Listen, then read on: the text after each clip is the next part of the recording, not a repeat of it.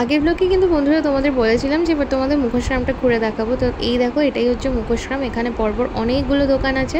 তো এই জায়গাটা পুরোটাই মুখোশগ্রাম নামে পরিচিত। তো দেখো কি কি পাওয়া যায় আর কেমন কি দাম তোমাদের দেখাই। এইটা এগুলো এগুলো পুরোটা রেডি হবে। কত দাম এগুলো? মানে এগুলো হচ্ছে আপনার তালগাছ ছালি তৈরি আছে। আর ওই মূর্তিগুলো, এই যে পিছনে দুর্গা মূর্তিগুলো, এগুলো 900 টাকা আছে, 1200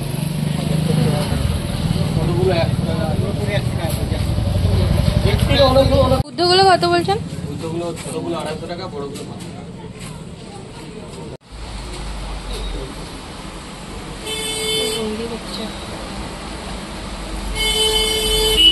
ছোট ছোট এগুলো।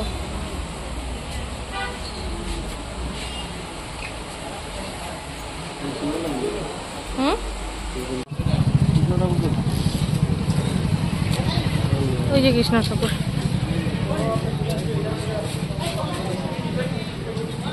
এখানেও আছে ওইগুলো।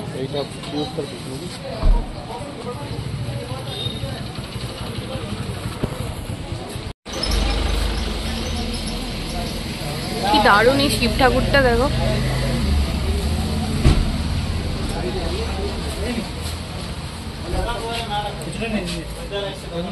ওই কালো মূর্তিগুলো কিসের? নজর লাগবে না? কত দাম ওগুলো? 120 টাকা দুটো? বলে দুটো রাখতে হয় তাই? ছবি দিয়ে দেখা সুন্দর লাগছে, নজর কাটবে না? বাহ, ঠিক আছে, রেখে দিন। আর এই কৃষ্ণ ঠাকুর? কৃষ্ণ ঠাকুর তো। আর আপনার এইগুলো কি দাম আছে ছোটগুলো? 50 টাকা দুটো পাবেন। এইগুলোই নেবো, সুন্দর লাগছে দেখতে। কোনটা 40 টাকা? এটা 60 টাকা। 60 টাকা। ওদের সবুজ নিয়নগুলো নেবো। নিয়নগুলো এর নিয়ন নেই, জল জল করে যেগুলো। এটা কি জল জল করে এই কালারটা? পুরুলিয়া গেলে অবশ্যই কিন্তু এই মুখোশগ্রামটা ভিজিট করো, ভীষণ ভালো লাগবে তোমাদের দেখতে।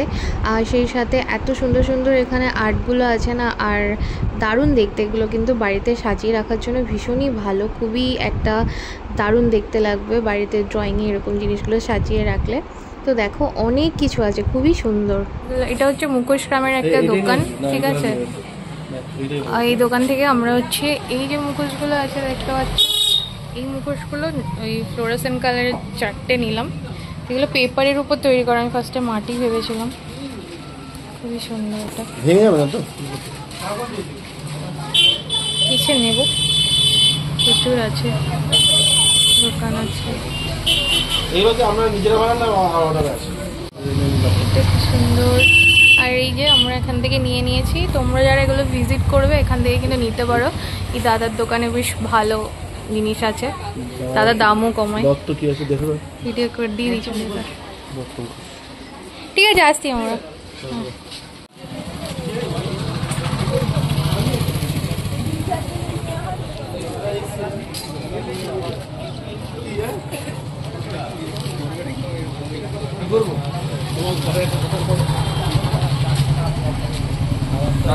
জায়গাগুলো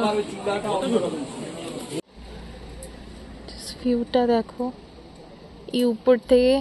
মন্দিরটা আছে, দেখো ভালো করে। আরে আরে, এরা তো মারপিট করছে।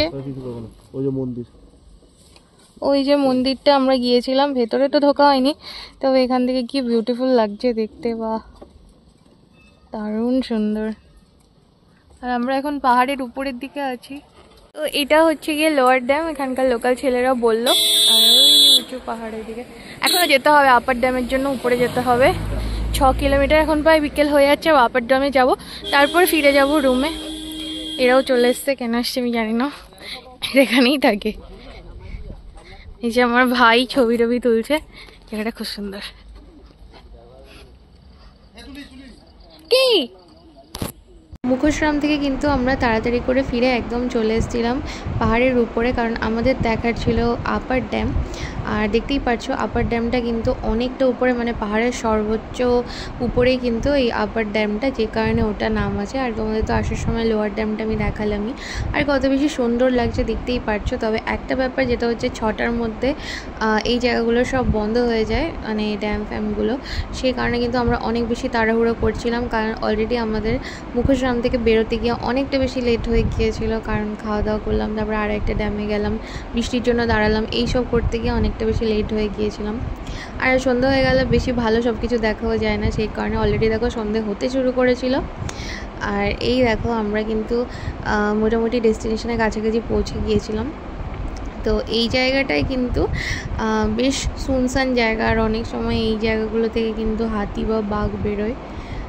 এটার মানে রিউমার্সও এখানে শুনলাম, রিউমার্স নয়, সত্যিকারেরই বেরোয় আর কি। অনেক জায়গায় হচ্ছে দেওয়া ছিল পোস্টার যে জঙ্গল থেকে এগুলো বেরোতে পারে বন্যজন্তুরা। তো সেটাও একটু ভয় লাগছিলো, যেহেতু সন্ধ্যা হয়ে গিয়েছে, রাস্তাটা ফাঁকা ফাঁকা ছিল। তো ফাইনালি দেখো আমরা চলে এসেছি। পরিমাণ ঠান্ডাটা লাগে ওই রকম। এই হচ্ছে আপার ড্যাম। ও মাই গড, জাস্ট কি পরিমাণ বিউটিফুল তোমরা দেখো, ঠিক আছে? এই হচ্ছে ড্যামের রাস্তা, মানে হচ্ছে ড্যাম।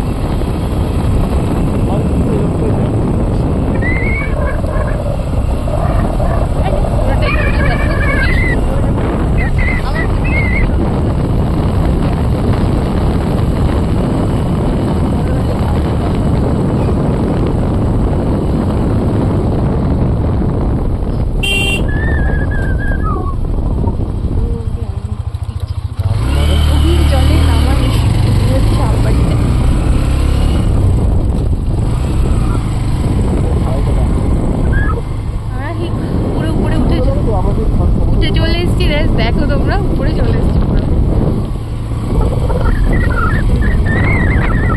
আর এখানে আরো টুরিস্ট আছে।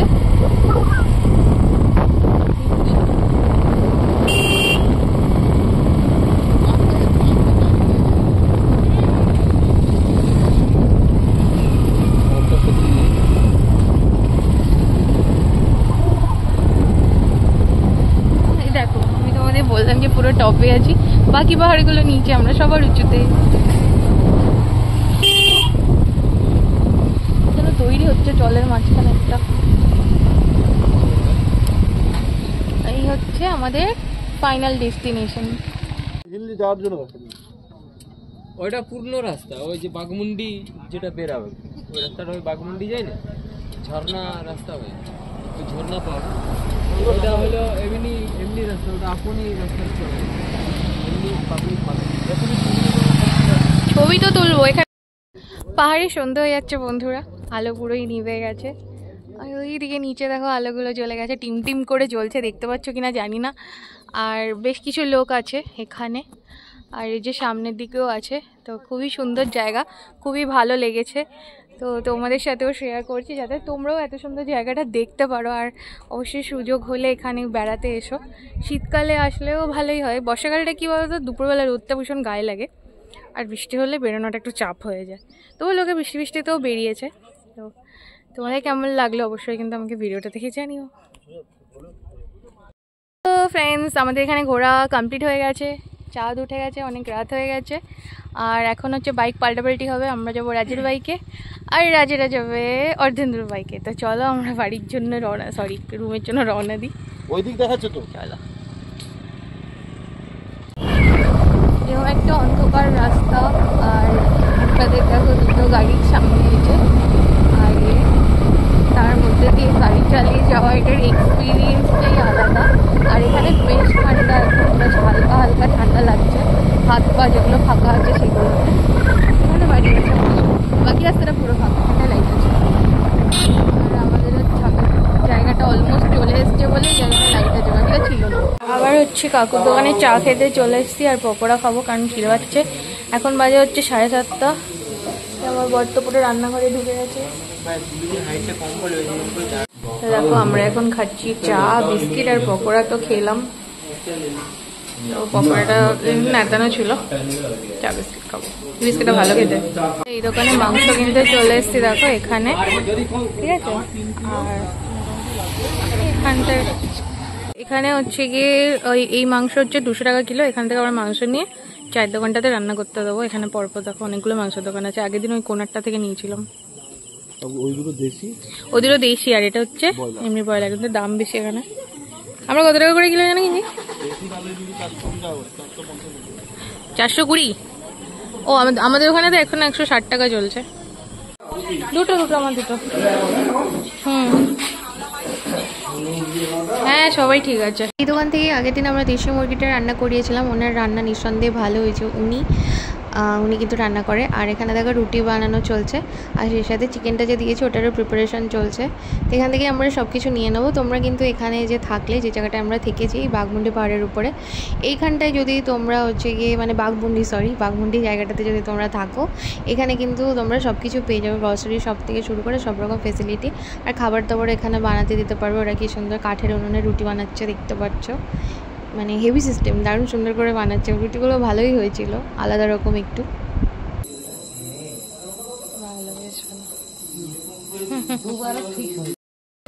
তো বন্ধুরা আমি চলে এসেছি রুমে। তো রুমে এসে মোটামুটি স্নান টান করে ফ্রেশ হয়ে গেছি। ওরা এখনও আসেনি, ওরা ওই রান্নার জায়গাটাতেই আছে।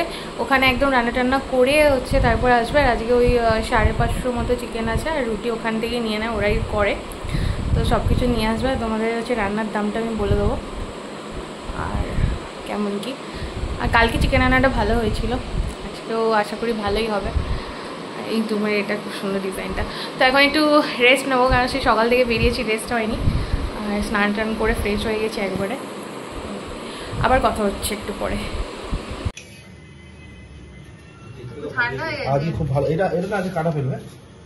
তো দেখো এই যে আমাদের রান্না আজকে এরকম করেছে, খুব সুন্দর দেখতে হয়েছে রান্নাটা। খেতেও ভালো হবে। রুটি কই? তখন আমরা বাড়ছি। সুইচ তো রুটিটা নিয়ে আয়, আর জল নিয়ে চলে আসবে এক বোতল। আর জলটা আনবি, তাড়াতাড়ি আয়। তো এখন আমরা খেতে বসবো। তো খেয়ে বলছি কেমন এটা হাড্ডি খাওয়া যাবে। তেলটা একটু বেশি দিলেও কিন্তু রান্নাটা একদম ঘরের মতোই ছিল। মানে বেশি তেল দিয়ে আমরা যখন মাংস রান্না করি যেরকম হয় স্পাইসি, ওরকমই হয়েছিল। খুবই ভালো লেগেছিলো রুটি দিয়ে খেতে। আর কাঠের উনুনের রুটির টেস্টটা কিন্তু একদম অন্যরকম ছিল, যেহেতু দেখলে কীভাবে করে শেকছিল। বেশ ভালোই ছিল খাবারটা। তো দেখো আমাদের রুটি খেয়ে হয়নি। আমরা এখন মাংস অনেক ঝোল রয়ে গেছিলো বলে মুড়ি দিয়ে মাংস দিয়ে মেখে খাবো। এই যে নিয়ে এসছে দেখো, মুড়ি মাংস মাখা চলছে। ওই যে মুড়ি মাখানো হয়ে গেছে, যে সুন্দর মুড়ি মাখানো হচ্ছে। এবার আমরা খাবো মুড়ি মাংস। মাংস নেই, শুধু ঝোলের আলু ছিল। এবার কিন্তু দারুণ মেখেছে। আমি এখানে গোপাল ভাত দেখছি, অনেকদিন দেখা হয়নি তাই।